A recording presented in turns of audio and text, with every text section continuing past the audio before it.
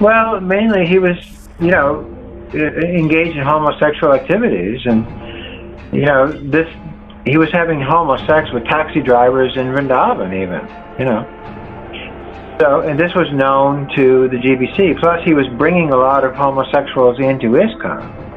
And this is one of the reasons we had a lot of child molesting, because he was bringing his homosexual friends in and making them administrators in the schools. And so then they were molesting children.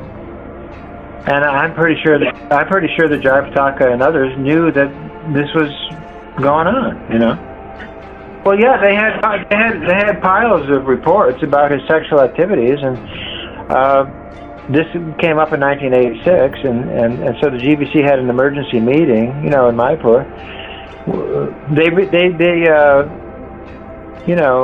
They suspended him in 1985. They gave him a suspension. You're suspended because of all these reports.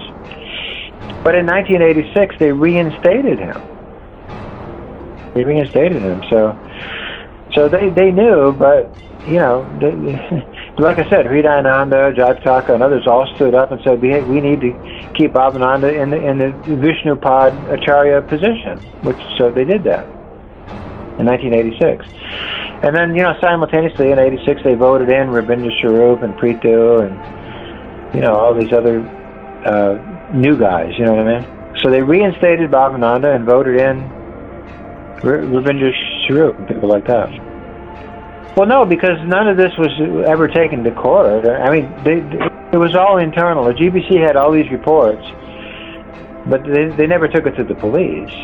Well, Bhavananda's in Mayapur now, and he's working very closely with Jayapataka and Hari Sori and all these guys, and building the Mayapur temple building. Why are the very same persons who raped and tortured me and others as children given charge of building this temple?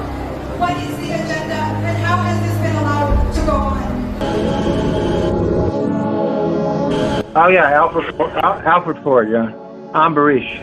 But I do know that Ambarish does know about a lot of the problems going on, and he doesn't seem to, say or do much about it, But he does go to Mayapur, and he does hang out with all those guys all the time. So it is strange, How could he be so friendly with all these guys, knowing about all the, the problems that these guys have caused,